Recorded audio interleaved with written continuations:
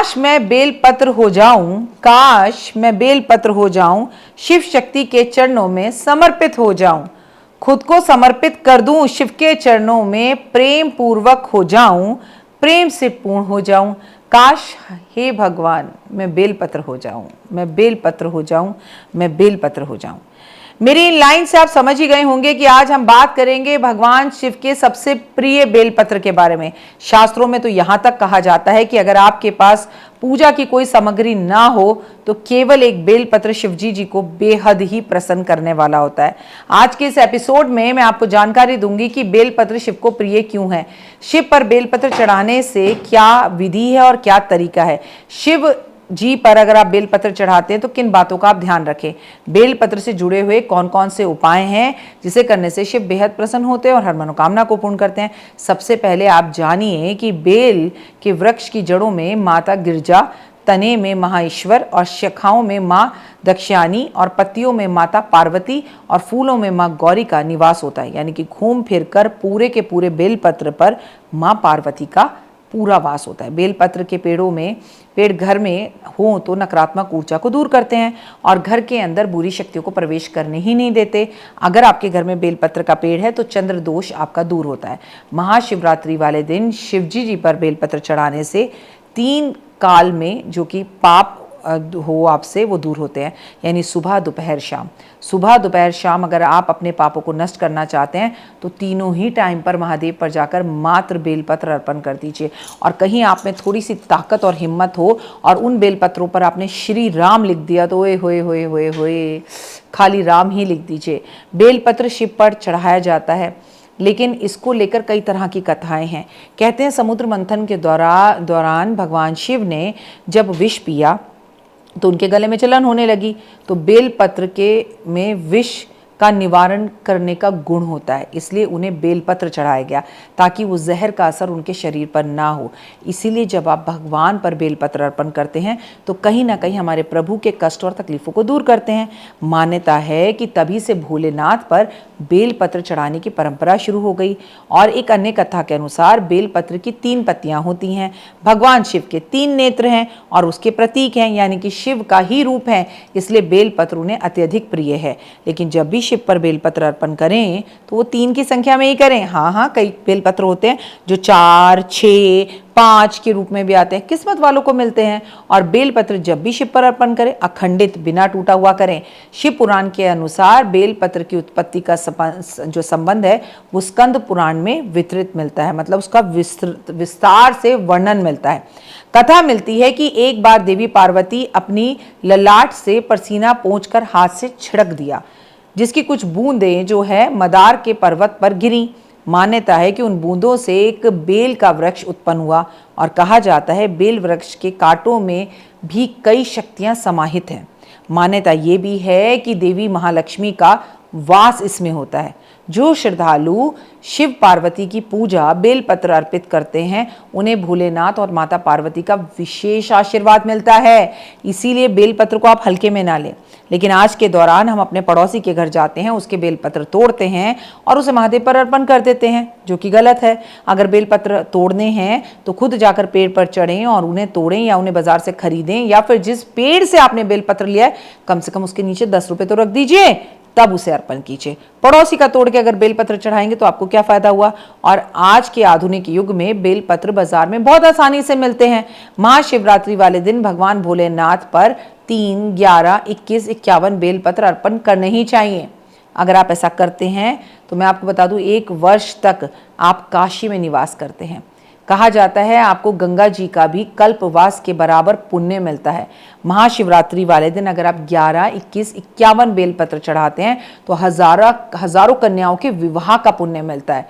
ओए होए, और खासकर वो लोग जिनकी बेटी नहीं है, लाइक मी, उन्हें तो बेलपत्र महादेव पे अर्पण जरूर करने चाहिए ताकि कन्याओं के विवाह का पुण्य आपको मिले। बेलपत्र के बिना महादेव की उपासना संभव ही नहीं है। बेलपत्र चढ़ाने से पहले कुछ सावधानियों का ध्यान रखिए, क्योंकि गलत तरीके से चढ़ाए हुए बेलपत्र शिवलिंग पर अर्पित किए हुए आपसे भगवान अप्रसन्न भी हो सकते हैं। एक बेलपत्र में 3 पत्तियां होनी ही चाहिए। पत्तियां कटी फटी टूटी फूटी नहीं होनी चाहिए, उनमें छेद नहीं होने चाहिए, वो पड़ोसी के गमले से चोरी की हुई नहीं होनी चाहिए। भगवान शिव को बेलपत्र चिकनी और बहुत खूबसूरत जो चिकना वाला असर है उस तरफ से अर्पण करना चाहिए। शिवलिंग पर बेलपत्र अर्पण करते वक्त उसके साथ साथ जलधारा चढ़ाएं तो ओए होए बात ही क्या, जीवन खूबसूरत हो जाए। भोलेनाथ पर बेलपत्र अर्पित करते समय आपको मंत्रों का उच्चारण करना चाहिए। जैसे आपको मंत्र का उच्चारण करना चाहिए, ओम नमो भगवते वासुदेवाय नमः। जी हाँ, आपको उच्चारण करना चाहिए ओम नमः शिवाय। आपको उच्चारण करना चाहिए हे नाथाय, हे शिवाय, हे पार्वती नंदन। पार्वती जी की जितनी आप नाम लेकर पार्वती नमः पार्वती नमः पार्वती नमः कर कर आप शिवलिंग पर बेलपत्र अर्पण करेंगे, उतना वो खुश होंगे। बेलपत्र तोड़ने के भी कुछ नियम होते हैं। कहा जाता है बेलपत्र तोड़ते समय भगवान शिव का ध्यान करना चाहिए। इसके अलावा इस बात का ध्यान रखना चाहिए कि आपको चतुर्थी, अष्टमी, नवमी, चतुर्थी या अमावस्या वाले दिन बेलपत्र तोड़ने से बचना चाहिए। संक्रांति वाले दिन आपको बेलपत्र तोड़ने से बचना चाहिए। आपको प्रदोष काल में बेलपत्र तोड़ने से बचना चाहिए। बेलपत्र तोड़ते समय इस बात का ध्यान रखें कि उनके जो समूह है वो 3 दल वाला ही हो, 3 पत्ती वाला ही तोड़े। अगर बेलपत्र आपको ज़्यादा बड़ा वाला मिल जाए तो आप अपने आप को भाग्यशाली समझें। उसे शिवलिंग पे अर्पण करके उसे अपनी किताब में या पर्स में रखें। यदि महाशिवरात्रि वाले दिन किसी कारण आप पूजा करने में बेलपत्र ना मिले तो आप पहले ही शिवलिंग पर जो है चढ़े हुए बेलपत्र को उतारें, उसे गंगा जल से धोकर शुद्ध करें और उसके बाद श्रद्धा से फिर अर्पण कर दें। बताइए ऐसा कौन भगवान है जो आपको और करने देगा?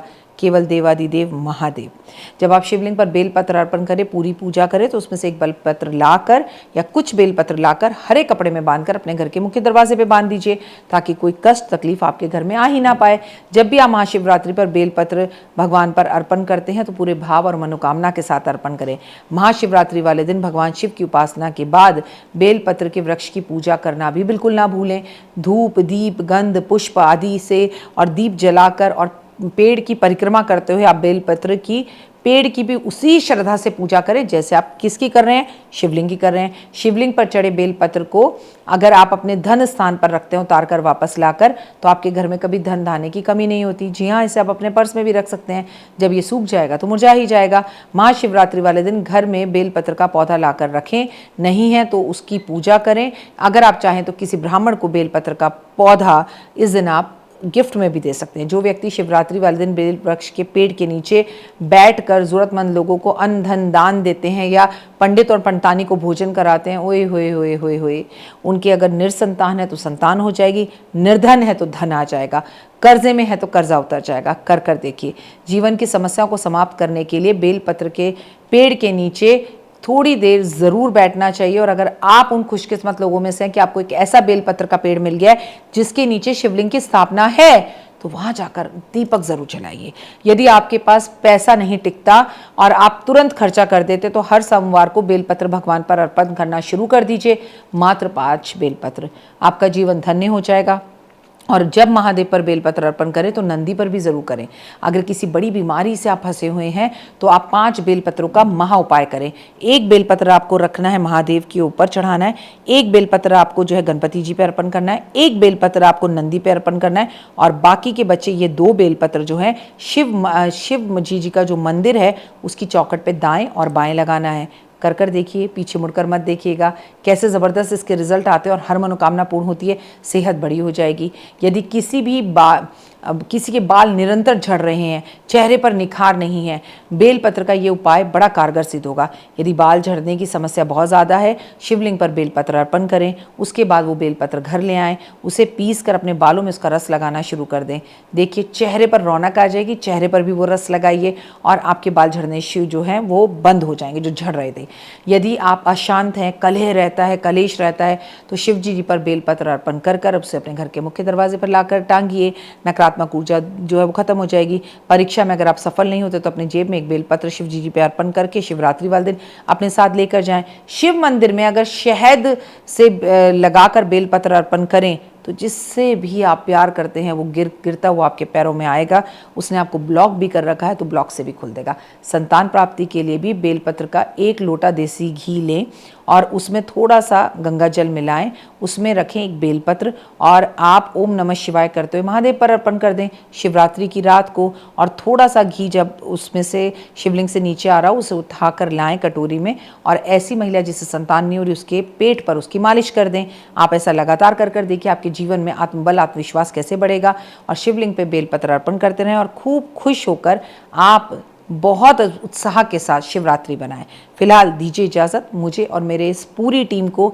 May God bless you, have a great day. लेकिन हाँ, कमेंट्स में जय माता दी लिखना बिल्कुल मत भूलना। तो देख ली वीडियो, कैसी लगी, पसंद आई? चलिए, हो सकता है किसी को पसंद ना भी आई हो, लेकिन अगर हृदय से आप इन उपायों को करेंगे तो आपका फ़ायदा ज़रूर होगा। बहुत मेहनत करते हैं हम ये वीडियो बनाने के लिए, और मैं ही नहीं सब। तो अगर अभी तक आपने मेरे चैनल को लाइक सब्सक्राइब शेयर नहीं किया, ज़रूर कर लें। अगर आपको किसी भी तरह की कोई जानकारी चाहिए या आप चाहते हैं आपकी बताई हुई वीडियोस मैं बनाऊं, तो आप यकीन मानिए हमारे नंबर आपको सारे वॉलपेपर पर दिखाई देंगे। इन सब नंबरों पर, इन सब नंबरों पर, इन सब नंबरों पर, इन सब नंबरों पर आप हमें तुरंत कॉल करें, और कॉल कर कर आप हमें मैसेज करें, व्हाट्सअप करें कि क्या वो विषय है जिस पर मैं आगे वीडियो बनाऊं। आप जो विषय मुझे देंगे उस पर मैं वीडियो बनाऊंगी। और हाँ, रुकिए, जाइए मत। आप में से बहुत से लोग मेरी इन वीडियो को रोज़ देख रहे हैं लेकिन चैनल सब्सक्राइब नहीं कर रहे, और उससे भी ज़्यादा प्रॉब्लम है कि आप मुझे अलग अलग चैनल्स पर देख रहे हैं। मेरा असली चैनल यही है, सिर्फ यही डॉक्टर वाई राखी एस्ट्रोलॉजर चैनल पर ही मुझे देखिए और कहीं नहीं। ये मेरी आपसे रिक्वेस्ट है। जय माता दी। जीवन में है समस्या, नहीं मिल रहा तकलीफों से छुटकारा, नहीं मिल रही मनचाही नौकरी, टूट गया है विश्वास, सांस से आपकी बिल्कुल नहीं बनती और खत्म हो गई है आस, भगवान से आपका विश्वास उठ चुका है।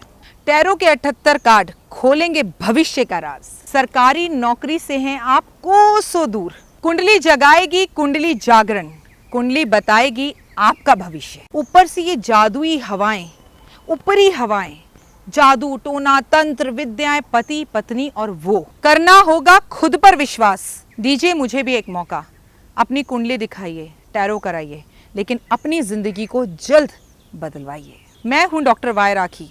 आप मुझसे बात कीजिए, फ़ोन कीजिए, अपॉइंटमेंट लीजिए, आपकी ज़िंदगी के अंदर आएगा ज़बरदस्त बदलाव।